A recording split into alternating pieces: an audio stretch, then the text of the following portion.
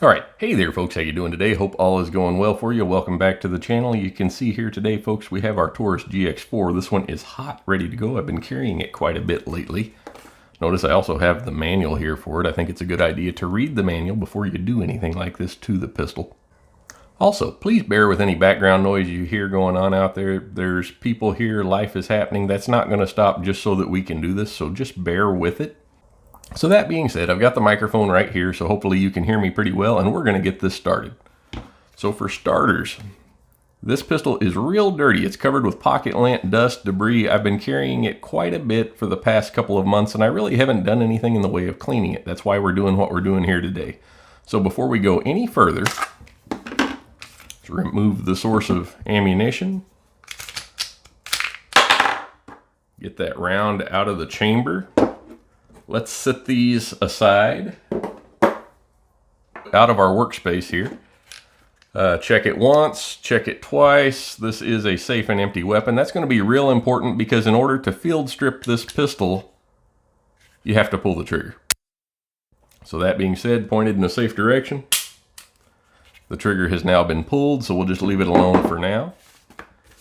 So if you turn to page 24, the manual, it explains to you in detail disassembly for field stripping, which I'll show you that here in just a minute. Basically, the extent of disassembly detailed in the manual is nothing more than to take the slide off of the frame, remove the barrel and the recoil spring, and then clean, lubricate the frame rails, and reassemble. Taurus does not recommend lubricating anything inside this pistol other than the barrel lockup locations and the frame rails. We'll cover that a little bit more here in a minute. So if you take a look right there, hopefully you can kind of see down inside that. You'll see a lot of dust down inside that holster. It's disgusting. I really wish it wasn't that dirty, but I wanted to leave it so you could see it. Also, now I've been handling this a little bit now, so most of it's worn off, but if you look, you'll see quite a bit of dust around the sights, maybe down the bore, inside the magazine well. This pistol really needs to be thoroughly cleaned, even though it hasn't been shot much since the last time it was thoroughly cleaned. Now, for those of you who purchased one of these new from the factory, the little box that it came with should have had a little gun-shaped keyring looking thing that had a flat blade screwdriver bit on it so that you could turn this and disassemble the gun. When I purchased mine from the Academy store in Humble, Texas, it came without it, so I'm assuming it's hanging from the keys of some college kid that works there. Never fear, I've got a trusty old Victorinox Swiss Army. We'll give it a little twist like that. The barrel comes right off of the frame. We'll set the frame aside for now. We're not going to be working on that right away. So this is the slide, and as detailed in the book, field stripping involves nothing more than removing the recoil spring and the barrel. Today we're going to take it just a step further. As many people are aware, some of these micro compact 9mm, because of the slide weight and the amount of pressure that goes on in them, that a lot of them do what's called primer drag. I've never noticed it with this pistol, but it is a thing. It can lead to worn or broken firing pins.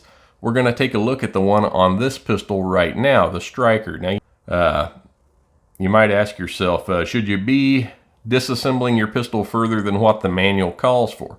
Well, I can't answer that question for you. I can tell you that for me, I'm completely comfortable with removing the Striker so that I can take a look at it, clean up the Striker channel and everything. We're going to do that right now. The only other parts of real concern inside the frame here, and let me kind of show you, is here, of course, you have your extractor. There's a little spring behind it right there. Then you have your extractor pin, that's the pivot that it sits on, and I believe there's a spring behind that. And then you have this thing right here, which is the firing pin block that is disengaged when you pull the trigger on the pistol. There's a little lobe that rides over that and moves the block out of the way so that the Striker can go forward when the sear is released.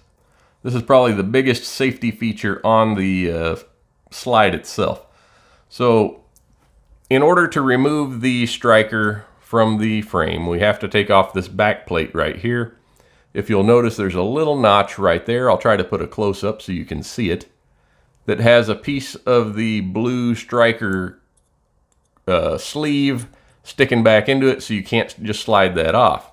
Now, moving the firing pin forward doesn't move that out of the way. What you have to do is reach in here with something like this punch that I have, and just depress that blue Striker sleeve forward just a little bit to where you can get the plate started coming off on the back.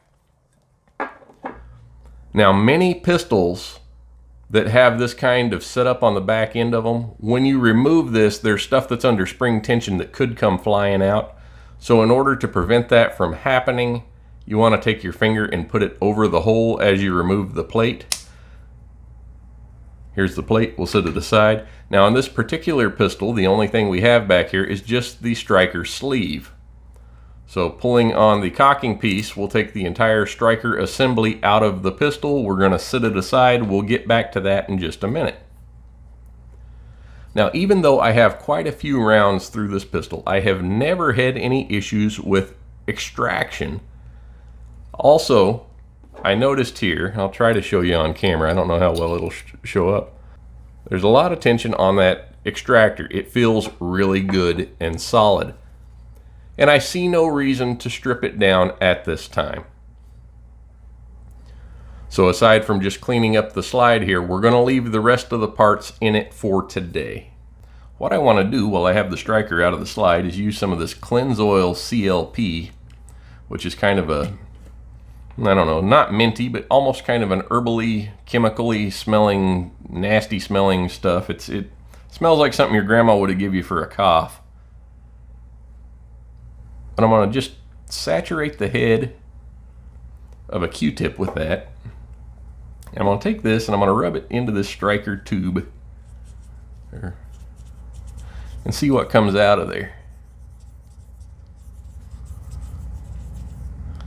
You'll notice right away it was fairly dirty.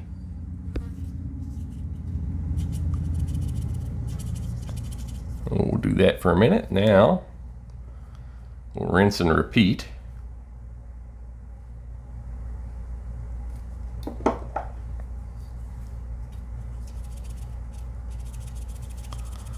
Now this CLP works as a cleaner, a lubricant, and a protector. Now, it's not a one-size-fits-all, end-all, be-all firearm cleaning substance, but for this project today, it will be the extent of what we use. I do think that it's a pretty good product. Break-free CLP is also a very good product. But as you'll see there, see, look how grody that is. Now that I have swabbed the Striker channel on the slide, it has a considerable amount of this product inside of it. So to remove the excess, I'll take a dry Q-tip and go in there and just kind of mop up. You're not going to get it all out of there. There was a little bit of lubricant in there from before. I didn't put it in there, so we're going to assume that maybe it was slightly lubricated from the factory, although having a similar Striker set up to a Glock pistol, there usually isn't any lubricant inside of this little plastic sleeve here, because that can attract dirt and debris into the channel and slow your Striker down. See, look, we got quite a bit of gunk off of it that time too. So we're going to do one more just for good measure. And before we reassemble, we'll take a good look down in there and make sure we're not leaving any debris from the Q-tip down inside that hole. I don't know if I can get a picture down in there, but it looks like to me we got it pretty well cleaned out. So before we're finished with the slide, let me put a little bit more of this CLP on the edge of a paper towel, and I'm just going to kind of wipe down the inside of the rails here. Now this pistol was clean at one point in time, but I think I fired it a magazine or so full out of it last time I hit it at the range, and I didn't clean it afterwards, so it's not real clean, but it's not real dirty either.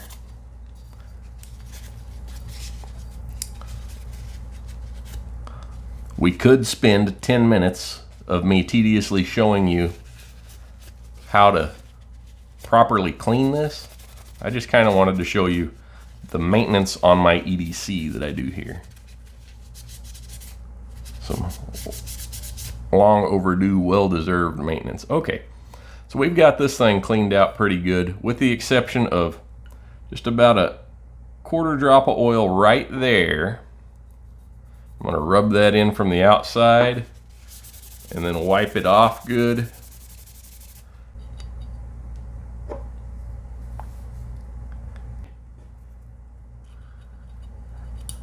Little tiny bit right there on the striker block mechanism. Just because I wear this one on my sweaty body in the heat, and it does get perspiration down inside there. But I'm not going to put any more oil or anything on the inside components of this. So now that we're done with the slide, let's take a look at that striker assembly. For starters, and I'll take a close-up picture so you can see here, the tip of the striker appears to be in pretty good shape. I don't see any obvious signs of wear, and I don't see any cracks or anything that would resemble damage on it, but it is very dirty. There's a lot of carbon buildup down in these coils of the spring here, as well as the inside of this polymer channel is real dirty. So we're going to take this apart and wipe it down good, clean it up before we put it back together. Now the way you disassemble this is this little black portion right here is actually two pieces. They're semicircle collars that interlock and fit underneath the spring. So to remove those, one must simply compress the spring a little ways. Easier said than done. I'm going to do it on the tabletop so that I can feel what I'm doing here. And you want to be very careful that you don't send your little plastic pieces flying into orbit when you do this. There's one. There's two. And then there's your spring. And now we can remove our striker from the inside of the collar. And look here, you'll notice there's a secondary spring on the inside there, so we don't want to lose that. Probably is used for the rebound of the striker after the round is fired to keep the tip of the firing pin from dragging on the primer. So I'm going to take just a couple of drops of that CLP on a paper towel and come in here, and I'm going to give this a good thorough wipe down. You'll notice that we have some powder residue, some burnt something there on our rag. That's to be expected, but it wasn't really dirty. Most of it's on my fingers, I think. So we're going to set that aside, and we're going to clean this out in the same manner that we cleaned the channel that it slides down in, and that is simply a Q-tip with a little CLP on one end, and we'll put it in there, wipe all that debris out of the inside of this thing, wipe off the outside of it good. Pretty dirty.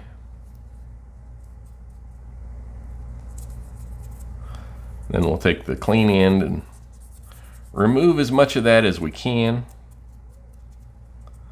Now I would caution you, I am the world's worst at using things like non-chlorinated brake cleaner to remove carbon buildup from certain weapons.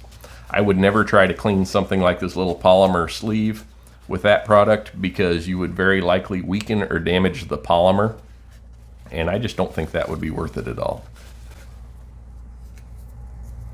So now, main thing I'm doing here is trying to remove any fuzz or lint that's left over from my paper cleaning towels. We'll take the spring and clean it in the same manner on that same little fluid soaked area of our paper towel, just to remove the gunk off of the spring. You can see kind of a black line left on the rag there where we got the excess gunk off of the spring. And then we'll also for good measure, clean the two little plastic pieces that retain the spring on the striker. I could look in the book and tell you what those are called because they are actually listed as a part number, but I think it's called, I think it's a collet is what it is. That's what I'm gonna call it. I'm gonna call it a collet. That one was free. I'll be here all week, folks. So let's put our striker assembly back together. Be mindful we still have our little spring on there. We don't want to lose that. So let's slide this dude back on. On our recoil spring, you'll notice that one end of the spring is closed, the other end is open. The closed end is the portion that holds the two little pieces of the collet, or whatever we decided to call it. So this is where dexterity can get the best of you when you're trying to compress these little high tension pieces. It's not that it's incredibly difficult, it's just incredibly difficult. And when you have big old banana fingers, sometimes it's harder than it should be to keep everything back out of your way. So if you can't see this, I apologize, but I would rather get it back together and you not see it than have to try to search this room for those two little pieces of plastic. And there you have it. Our striker assembly is reassembled and fairly clean. Now you'll notice there is a little bit of wear on this plastic sleeve right there, it looks like. And I think, if I remember correctly, we're quickly approaching 2,000 rounds through this pistol, so that's to be expected. But again, as we haven't had any issues with the pistol in service, I'm not going to worry about it. Now, you'll notice that the striker has a little flat side on it here, but you don't have to worry about the orientation because the cocking piece in the groove here keeps it properly oriented. So we'll slide it back into that channel. To put the back plate back on, you simply take your finger, push that blue plastic sleeve down flush, get your plate started to where it's holding the blue plastic sleeve, and pop it into place. So we have that reassembled. I can see physical lint down inside the barrel here. I'm going to get a cleaning brush and run through it.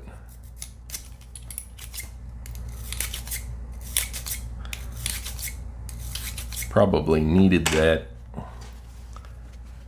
So now looking down through it, it looks pretty clean after wiping it out with the brush. Again, I had not fired this much since last time I cleaned it. As you'll notice here, cleaning the feed ramp, there's hardly any extra residue left behind. So my main concern now will be putting a couple of drops of CLP on the side of the chamber of the barrel here. I'm just going to use my fingers to rub it in good all over the external metal portions, just like so. And then I'm going to use the paper towel to wipe off any excess. And we're going to call that good and set that back into our slide. Examining the recoil spring assembly, I don't see any lint or debris down in it. In fact, it looks pretty clean. So again, I'm just going to wipe it down real quick and reinstall it into our slide.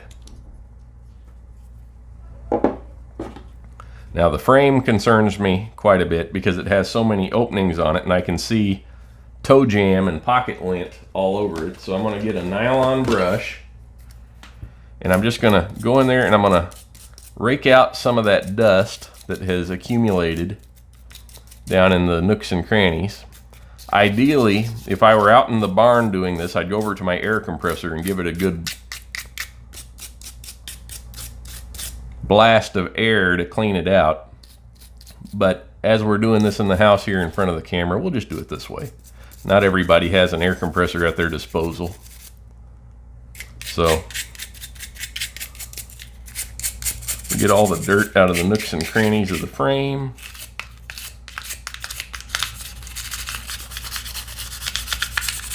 We'll take our semi-dry paper towel with just a little bit of CLP left on it And we're just going to use that to grab the loose dust that's left behind in the mag well.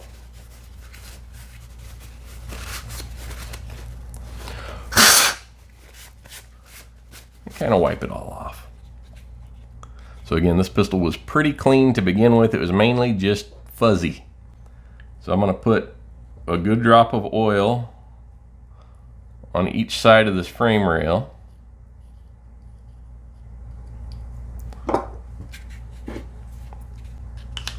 And I'll reassemble it like that. Point it in a safe direction. Pull the trigger. Maintain pressure on the trigger. Work the slide. And test to make sure that everything is working properly and functioning as it should. So now I've got fingerprints all over this from working on it, so I just like to take what's left of my paper towel and just wipe off the leftover dust and debris from it. Now this pistol has a lot of scratches and so on and so forth. There's some rust on the little plate there where the serial number is exposed through the back of the frame. All that is just because it has been carried so extensively. So now, before we reload it and stick it back inside this holster, I'll go ahead and I'll wipe out the holster, but I'm sure any of you could figure out how to do that. So that's what I do for EDC maintenance. I'd like to have your thoughts on it. You probably have a better way of doing it than I do, but this has never failed me. So for those of you that aren't sure about it, it certainly is an easy way to get it done.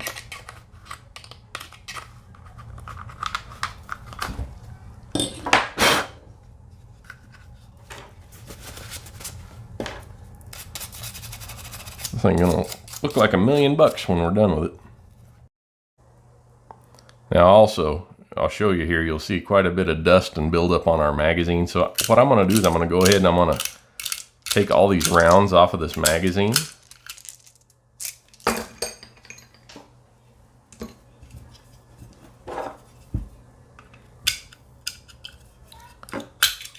Remove the magazine internals, and yeah, you'll see there's quite a bit of debris right there. There's a fly in here bugging me. You'll see there's quite a bit of debris right there on the magazine. So we're gonna go ahead and, darn flies. We're gonna go ahead and clean this out also. Whatever Mechgar coats these magazines with for Taurus, they've held up really well and they don't appear to be rusting. Of course, that is highly subjective. But I like to give the inside of the magazine body just a drop of CLP and then kind of wipe it out with my paper towel.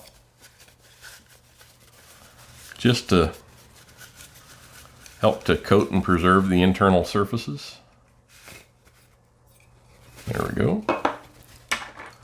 Clean up that follower, get all that gook off of it. Again, you don't want to use anything like brake cleaner on these plastic internals because it can damage them. Our spring looks okay.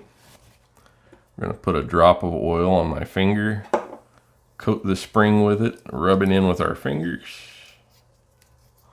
and kind of dry it off with our rag.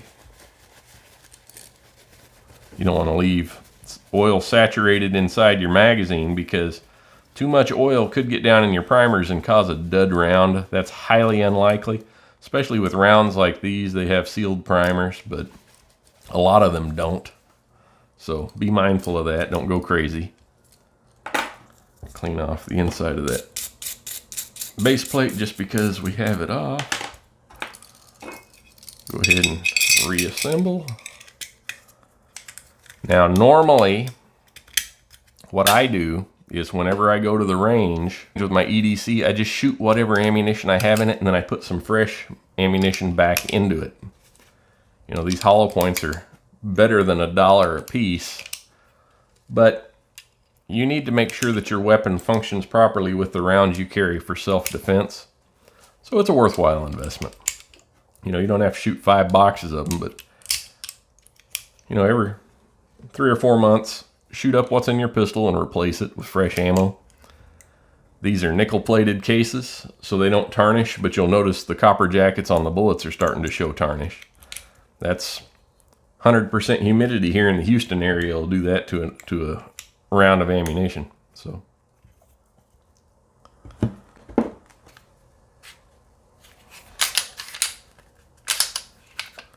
We'll reinsert our magazine, chamber around. You'll notice there's a witness hole there. You can see that bright nickel case. I'm going to go ahead, remove my magazine because I need to top it off. Put that back in the holster that covers the trigger guard.